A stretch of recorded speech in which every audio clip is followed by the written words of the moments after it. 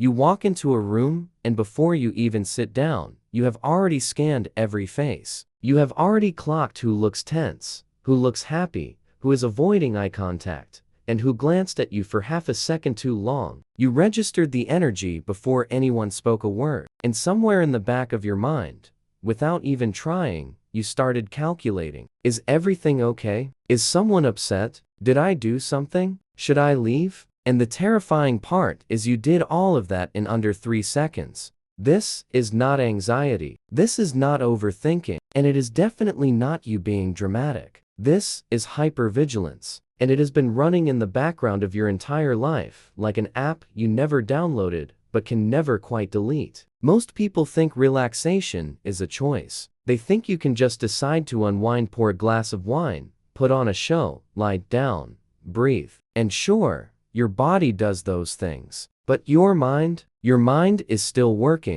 still watching, still listening for the thing that has not happened yet. You know that feeling when you are in the most peaceful place, maybe on vacation, maybe at dinner with people you love, and you still cannot fully arrive. There is always a part of you hovering just above the moment, watching it instead of living inside it, like you are the security camera in your own life. That is not a character flaw. That is emotional architecture built from necessity, designed to protect you, assembled over years of learning that the world required your full attention at all times, or something would go wrong. And the thing is, at some point in your life, that was probably true. Part 1. The body that learned to stay ready. Here is what no one tells you about the nervous system. It does not know the difference between a tiger and a tense silence at the dinner table. It does not distinguish between a car accident and a harsh look from someone you love. The body does not speak in logic. It speaks in sensation. And what it learned very early, very quietly, is this: stay alert. Something is always coming. Science calls this hyperarousal. It is a state where the sympathetic nervous system, your fight or flight engine, remains activated even when there is no visible threat.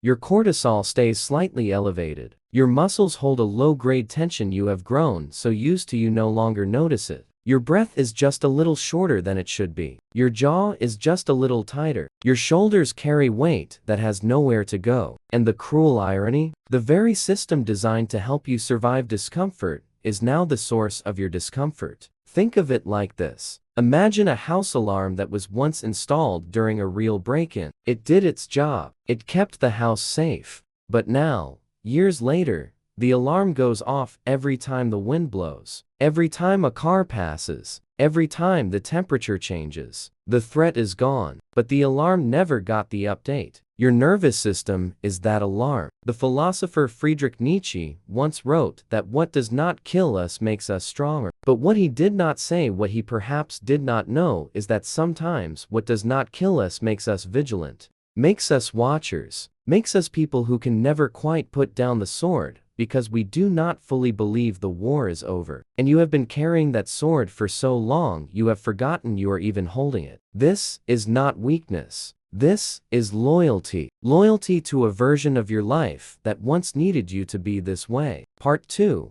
Where it was born. You did not wake up one morning and decide to become hypervigilant. No one does. This was taught to you. Not in a classroom, not through words, but through experience. Through the accumulation of moments where paying close attention meant you were safe, and dropping your guard meant something shifted, a mood, a tone, a consequence you did not see coming. Maybe you grew up in a house where the emotional weather was unpredictable, where one parent could be warm and loving in the morning and distant or explosive by the evening, and there was no clear logic to the change. So you became a weather reader. You studied the signs. The way footsteps sounded coming down the hall, the particular silence that meant tension was building, the specific laugh that meant everything was fine versus the one that was just slightly too bright. Or maybe it was not about anger at all. Maybe it was about absence. A parent who was physically present but emotionally unreachable. A house that was technically safe but felt hollow in a way you could never explain. And so you learned to monitor, to perform, to become whoever the room needed you to be, because that was the only way to feel a flicker of real connection. Or maybe it was something else entirely. Maybe it was school, the unpredictability of other children, the social hierarchies you could not quite decode, the teacher whose approval felt like oxygen. Maybe it was a relationship in your late teens or early 20s that taught you, viscerally, that people you love can turn on you without warning. Wherever it began, the origin does not matter as much as this. At some point, your brain made a decision. It decided that relaxation was a risk. Psychologists call this a conditioned threat response. Carl Jung would have called it the formation of the shadow, the part of the self shaped by wounds we do not yet have language for. The child who learns to monitor the room does not decide to stop trusting the world. The child simply learns what the world has shown them. And children are magnificent students. The tragedy is not that you learned this. The tragedy is that you graduated from that environment years ago, but the lesson never expired. Part 3. The mask you were to stay safe. Here is where it gets interesting. Because hypervigilance does not always look the way you would expect. It does not always look like panic, or trembling, or obvious anxiety. Sometimes it looks like competence. Sometimes it looks like charm. Sometimes it looks like the most put-together person in the room. This is what Jung called the persona, the mask constructed for social survival. And for hypervigilant people, the persona is not just a social tool. It is a fortress. Every laugh, every agreeable nod, every time you said, "I am fine," when you were not, that was armor. Carefully and consciously, brilliantly constructed armor. You became excellent at reading the room because your safety once depended on it. You became the person who anticipates other people's needs because meeting those needs created a buffer between you and conflict. You became the one who over-prepares, over-delivers, over-explains because somewhere in your emotional architecture, enough never felt safe enough. And people praised you for it. They called you responsible, perceptive, thoughtful, mature. They said you were an old soul. What they did not realize, what you did not realize, is that you were not just being perceptive. You were surviving. You were using every social interaction as a data collection mission. Every conversation was intelligence gathering. Every relationship was a terrain you were constantly mapping for exits. The mask became so convincing that even you started to believe it was your face. But here is the thing about armor. It is heavy, and the heavier it gets, the more exhausted the person wearing it becomes. Not tired in the way that sleep fixes. Tired in the way that feels like something fundamental is being drained. A deep, cellular kind of fatigue that no vacation, no self-care routine, no amount of rest seems to fully touch. Because you are not just tired from the day. You are tired from years of vigilance. Years of watching. Years of holding yourself perfectly still in the eye of your own internal storm. Part 4. The inner chaos underneath the count. This is the part that is hardest to say out loud. Because from the outside, you look fine. You might even look thriving. You show up, you deliver,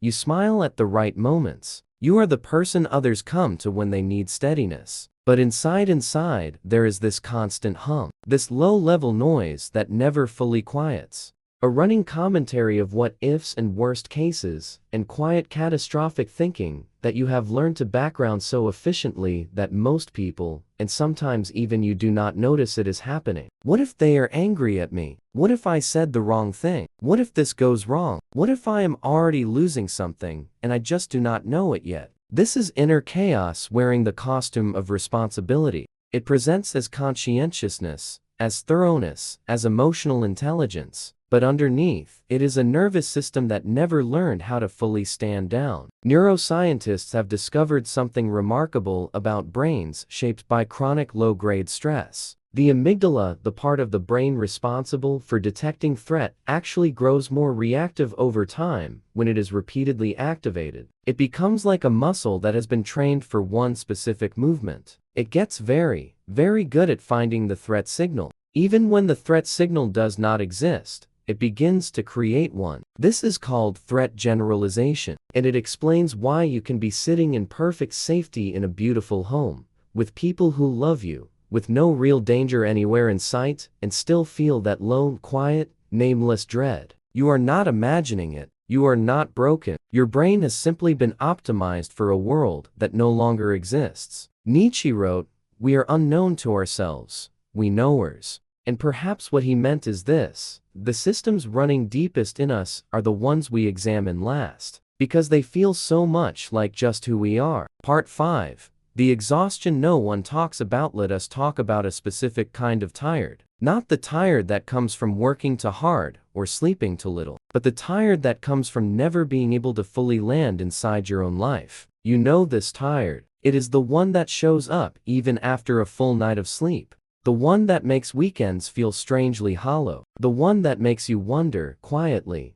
why you cannot just enjoy things the way other people seem to. And the answer is deceptively simple and almost unbearably unfair. Relaxation requires the belief that you are safe, and your nervous system has not received that memo. Think about what actual relaxation demands. It demands that you stop scanning. It demands that you release control even temporarily over the emotional temperature of your environment. It demands that you trust, on some cellular level, that if you let your guard down, nothing terrible will happen. For people who grew up in environments where dropping their guard did lead to something terrible, where the moment they stopped watching was exactly the moment things shifted, that belief is not just difficult to hold. It feels like a lie. So when you try to relax, there is a part of you that does not trust it. That treats calm like a trap. That reads peace as the pause before chaos. That has confused stillness with vulnerability for so long that the two feel identical. This is not pessimism. This is social survival logic. And it was brilliant when you needed it.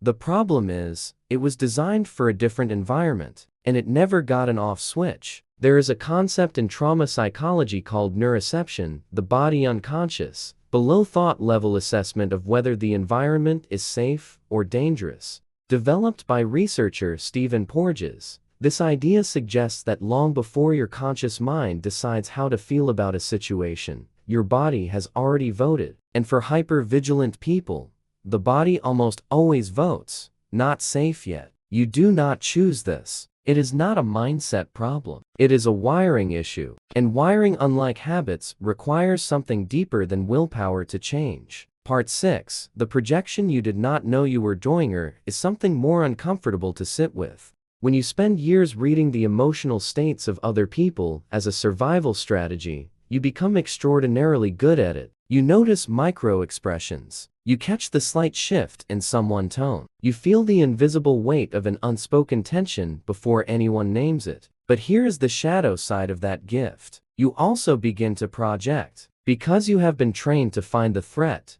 your mind starts filling in blanks. When someone is quiet, you assume they are upset with you. When someone does not respond immediately, you read it as rejection. When a group laughs and you were not in on the joke, some part of you assumes it was about you. This is not paranoia. This is a threat detection system working overtime on insufficient data. The mind, when conditioned to anticipate danger, does not wait for confirmation. It extrapolates. It connects dots that are not connected. It builds a story, usually a worst-case story, to explain ambiguous information. Because in the threat detection logic, a false alarm is survivable. Being caught off guard is not. And the devastating consequence, you end up living inside a version of your relationships that is slightly more dangerous, slightly more volatile, slightly more rejection-heavy than the version that actually exists. You have been solving problems that were never there, protecting yourself from wounds that were never coming, apologizing for things you never did, shrinking to accommodate moods that were never actually pointed at you.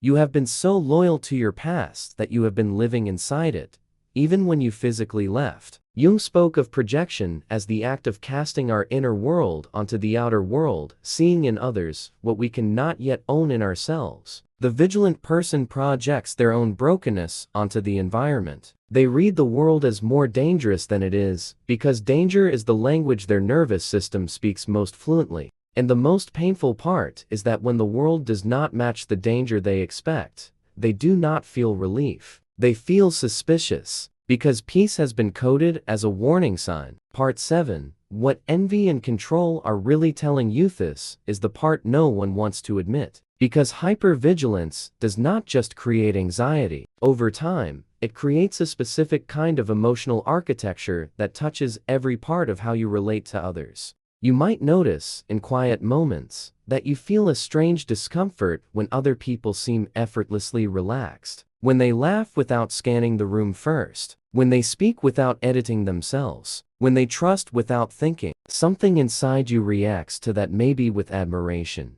Maybe with irritation.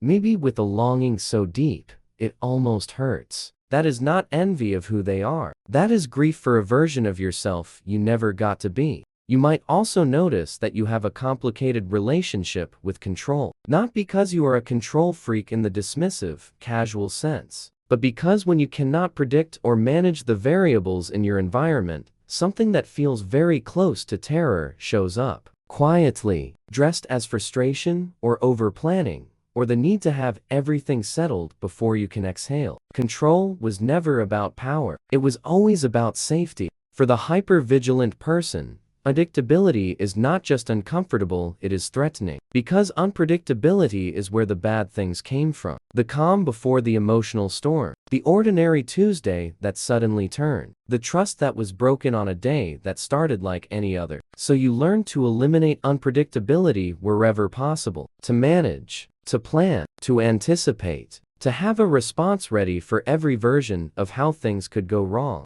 And you call this being responsible, being prepared, being the reliable one. And it is all of those things. And it is also armor. Part 8. The relationships that felt like home and danger at the same time. You are drawn to certain kinds of connection. Not always consciously, not always wisely, but you find yourself pulled toward people who feel familiar, people whose emotional patterns, however painful, rhyme with something you already know. This is called repetition compulsion, the unconscious drive to recreate the emotional environment of the past in present relationships. Not because you enjoy pain, not because you are self-destructive, but because the nervous system, strange and brilliant creature that it is, equates familiar with safe. Even when familiar means unpredictable. Even when familiar means walking on eggshells. Even when familiar means loving someone whose warmth you always have to work to earn. Because at least you know this terrain. And the unfamiliar, the genuinely calm,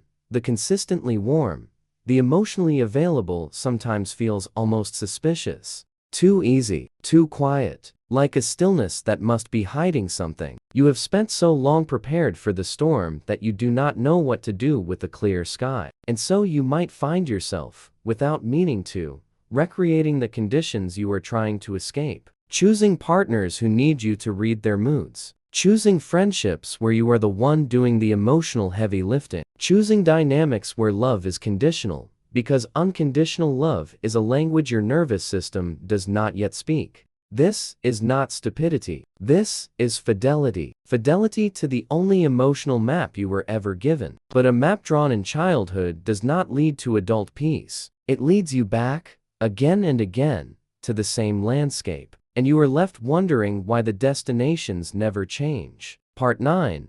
The specific texture of a hyper-vigilant mind. Let us get precise for a moment. Because hyper-vigilance has a very specific feel. And part of healing, part of radical understanding, is learning to recognize your own patterns with enough clarity that they lose some of their automatic power. You probably replay conversations, not obsessively, not pathologically, but you do return to exchanges after they are over and analyze them. You wonder if you said the right thing. You remember the exact wording of sentences from weeks ago, and wonder if they landed the way you intended. You probably have trouble receiving compliments without immediately looking for the catch. Someone says something kind, and before you can absorb it, your mind is already asking, what do they want? Why now? Is this genuine? You probably struggle with being seen, not in a shy, introverted way, but in a deeper way. The idea of someone knowing the full picture of who you are, including the doubt, the fear,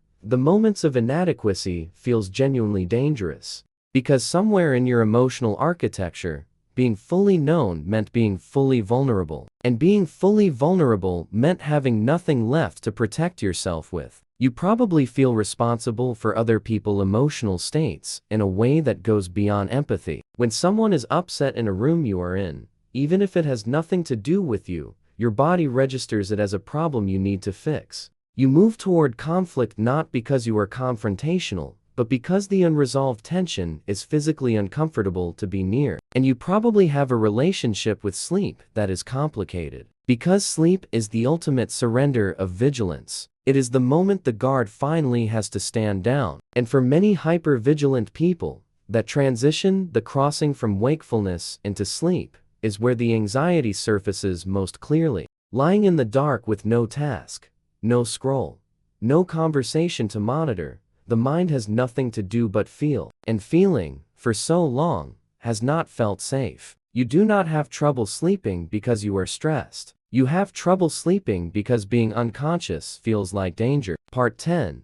The path is not forward, it is inward. Here is where most self-help content would give you a list. 5 steps to calm your nervous system. 3 habits for better sleep. Daily journaling prompts to release anxiety. And maybe those things have value. Maybe some of them help temporarily on the surface level. But this is not self-help. This is radical understanding. And radical understanding begins with one truth that changes everything. You do not need to fix your hypervigilance. You need to meet it. Because the moment you pathologize it, the moment you frame it as broken, as wrong, as something to be eliminated, you do the same thing you have always done. You arm yourself against a part of yourself. You go to war with your own survival system. And what has that ever solved? The revolutionary act is not to silence the alarm. It is to sit next to it, to look at it with the same grace and compassion you would offer a child who was genuinely frightened. Because that is where it came from. A child, your child self, doing the most intelligent thing they could think of with the information and resources they had. That child learned to watch because watching was love. Because paying attention meant preventing pain. Because the alternative, trusting freely, relaxing fully, believing in safety, had not yet proven safe enough to risk. And you have been honoring that child ever since, carrying their logic into every room you enter, every relationship you build, every moment of peace you cannot quite let yourself fall into. The philosopher Rainer Maria Rilke wrote, "Perhaps all the dragons in our lives are princesses who are only waiting to see us act, just once, with beauty and courage." Your hypervigilance is not a dragon. It is a part of you that is waiting, still waiting, after all these years, to be told that the danger has passed, that the environment is different now, that you are allowed to rest. And it cannot hear that from a breathing exercise. It needs to hear it from you, consistently, patiently, over time. Part 11. What the nervous system actually needs. This is subtle and important. Because the answer to a nervous system that never learned to relax is not relaxation techniques. Not directly. Not at first. The answer is co-regulation. This is a term from developmental psychology that describes how nervous systems calm not in isolation, but in relationship. A baby does not self-soothe through willpower. A baby calms because a regulated adult holds them, speaks to them, breathes slowly near them, and the baby nervous system literally synchronizes with that steadier signal. You are not a baby, but you are still a nervous system that was shaped in relationship, and you can still be healed in relationship. This means finding people whose emotional steadiness is real, not performed. People who are not triggered by your silence, not destabilized by your doubt, not threatened by the moments when your guard slips and the fear is visible. People who can hold space for the fullness of you without requiring you to manage their reaction to it. This is what secure attachment looks like. And if you never experienced it in childhood, your nervous system has no template for it. It will feel strange. It might even feel boring. It will almost certainly feel terrifying at first. Because safety, for the person who grew up in danger, feels like the most suspicious thing of all. But stay with it. Because the nervous system, for all its rigidity, is also astonishingly adaptive. Neuroscience now knows that the brain can form new neural pathways, that new patterns of relating, repeated consistently over time, can literally rewire the threat detection system, can teach the amygdala that some environments are trustworthy, can give the alarm system new data to work with. This is not a quick fix. It does not happen in a weekend retreat. It happens slowly, awkwardly, imperfectly, in the accumulated moments of being seen without consequence, of trusting without being punished for it, of letting your guard down and discovering that nothing fell apart. It happens, one exhale at a time.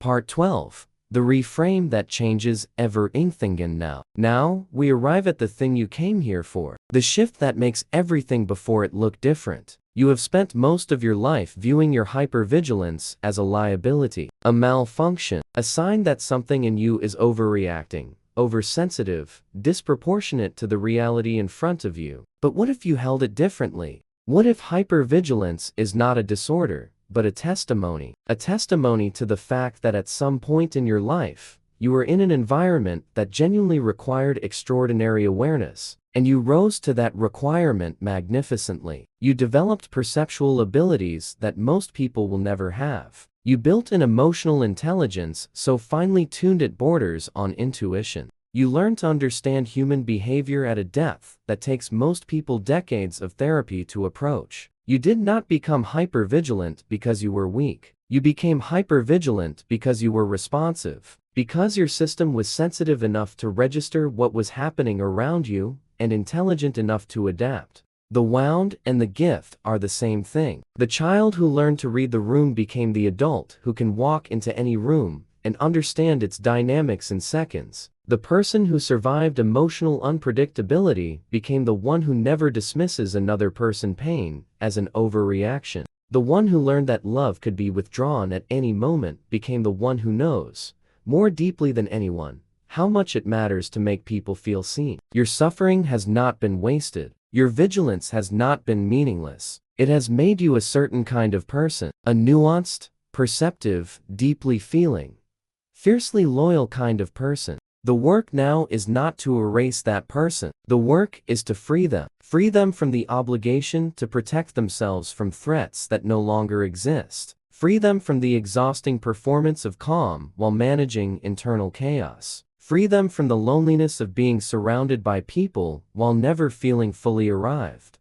The goal is not to stop watching. The goal is to finally feel safe enough that watching becomes a choice instead of a compulsion. The final mororso, here you are. You came into this, perhaps looking for an explanation, perhaps looking for the thing that would finally make sense of the exhaustion, the sleepless nights, the inability to be fully present in a life that, by every external measure, should feel okay. And what you found instead is a story. Your story, written not in failure or pathology, but in the extraordinary, stubborn, heartbreaking intelligence of a self that refused to be caught off guard again. You are not broken. You have been braced. And there is a profound difference between those two things. Braced means you are ready. Braced means you have been doing the hardest kind of work for the longest time without any recognition or applause. Braced means you have held it together when everything in you wanted to let go. Braced means you survived. And now, maybe for the first time, you are being invited to consider that survival is not the ceiling. That the alarm can learn new songs. That the nervous system that learned to brace can, with the right conditions and enough patience, learn to breathe.